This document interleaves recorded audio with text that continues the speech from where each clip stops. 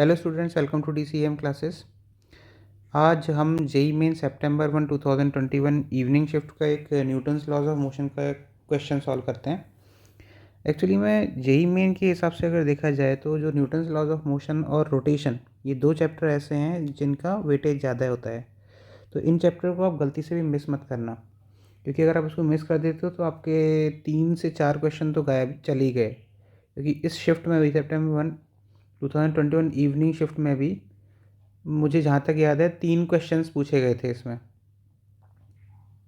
दोनों को मिला दो, इसको और रोटेशन को मिला दो तो 4 क्वेश्चन हो जाएंगे। तो ये 4 क्वेश्चन मतलब 16 मार्क्स है ना।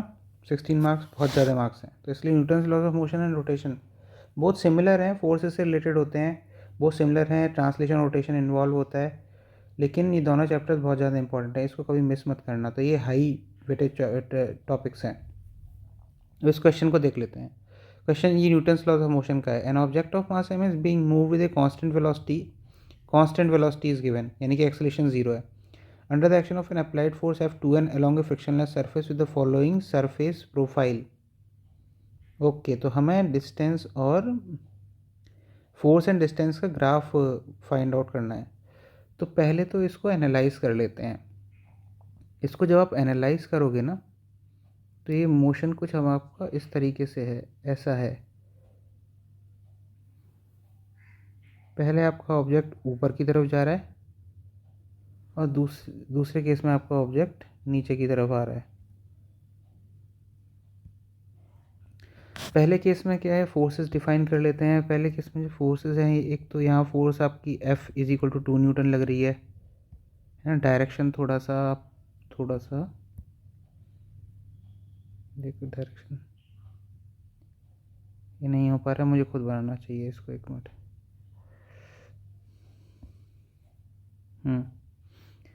तो फोर्स एक तो ऊपर लग रही है यहाँ पर, ये है आपकी 2 न्यूटन फोर्स, और यहाँ पर ये एंगल अगर थीटा है, ये भी एंगल थीटा गिवन है।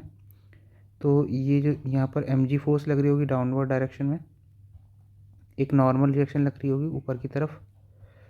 इस mg के कंपोनेंट दो डिवाइड कर सकते हो आप, because this angle is theta.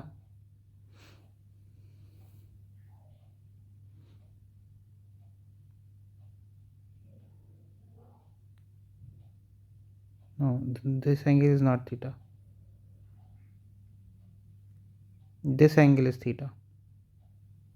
This angle is theta. Because this angle is theta.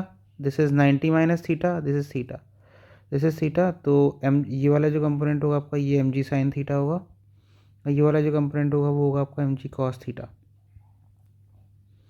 ठीक है, तो ये हो गया। अब ऐसे जब ये नीचे जा रहा, अभी इस समय ऊपर की तरफ जा रहा है, और जब ये नीचे की तरफ जा रहा होगा तो उसके केस में यहाँ पर mg sin थीटा आपका नीचे की तरफ लग रहा होगा।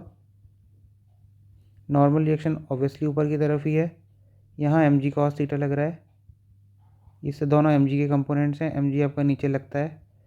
और फोर्स अगर, क्योंकि हमें दिया हुआ है कि कांस्टेंट एक्सेलेरेशन से मूव कर रहा है दोनों ही केसेस में, तो force F is equal to 2 newton आपका ऊपर के डायरेक्शन में लगना चाहिए। एक ही डायरेक्शन में लग रही है तो फिर एक एक्सेलेरेशन आ जाएगा इसमें, जो कि पॉसिबल नहीं है। तो इसके पहले वाले केस में क्या है कि हमारे पास mg sin theta must be equal to, for case 1 this is case 1 and this is case 2, mg sin theta must be equal to 2 newton, acceleration is 0। तो उसके केस में क्या होगा, एक्सेलेरेशन इज 0 मतलब तो फोर्स इज कांस्टेंट है ना, because acceleration is 0, so net force is 0। तो यहाँ पर आपकी जो फोर्स लग रही है, ये force, this force initially 2 newton लग रही होगी ऊपर की तरफ, है ना, पॉजिटिव वैल्यू में। ऊपर का डायरेक्शन अगर हमने पॉजिटिव लिया है,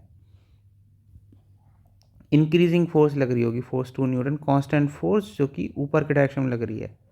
तो ये चीज़ पॉसिबल है। ओके, तो ये वाला ग्राफ आपका गलत हो गया, 0 से स्टार्ट नहीं हो रही है फोर्स। ओके, नेगेटिव से भी स्टार्ट नहीं हो रही है। दूसरे केस में जो एक्सेलेरेशन का डायरेक्शन है, ये पॉजिटिव हम क्यों ले रहे हैं फोर्स को, क्योंकि पॉजिटिव इसलिए ले रहे हैं क्योंकि डिस्प्लेसमेंट का जो डायरेक्शन है वो ये है, और फोर्स का भी डायरेक्शन ये है। तो if force 2 Newton is acting in the direction of acceleration, in the direction of displacement, then it is considered to be a positive force। और दूसरे केस में क्या है कि दूसरे केस में आपका जब ये यहाँ पहुँच जाता है पॉइंट ए पे, तो दूसरे केस में आपका जो डिस्प्लेसमेंट है वो नीचे की तरफ हो रहा है, और जो फोर्स लग रही है 2 न्यूटन वो opposite to the direction of displacement लग रही है, जिस डायरेक्शन में। तो इसलिए हम पॉजिटिव डिस्प्लेसमेंट अगर हम इसी डायरेक्शन में ले रहे हैं, यहाँ से आया और यहाँ से गया एक डायरेक्शन में, तो हमारी जो फोर्स है ये 2 न्यूटन दूसरे केस में अपोजिट डायरेक्शन में लग रही है, यानी कि नेगेटिव फोर्स। पहले केस में पॉजिटिव फोर्स यहाँ तक, और फिर उसके बाद ये है आपका ए रीजन, जब ये फोर्स नहीं लग रही है, और एकदम से फिर -2 न्यूटन आ जाती है। तो ये है आपका पूरा का पूरा सही ग्राफ। तो ये है B option should be your answer. तो ये क्वेश्चन सॉल्व हो चुका है। ये ज़्यादा मुश्किल क्वेश्चन नहीं था, जस्ट एनालिसिस का क्वेश्चन था। तो ये क्वेश्चन सॉल्व हो चुका है गाइस। इस वीडियोस को शेयर करिए, सब्सक्राइब कीजिए, लाइक कीजिए, और मैक्सिमम शेयर कीजिए, और बेल आइकन दबा दीजिए, जिससे कि आप लोगों को जो भी इस चैनल पे अपडेट्स देता हूँ वो सब आपको पहले से पहले पता चल जाए। और इस तरह के जो इंटरेस्टिंग वीडियोज़ हैं जो आपके एग्जामिनेशन में आपकी प्रिपरेशन के लिए हेल्पफुल होंगे, वो आप मिस ना करो। Thank you.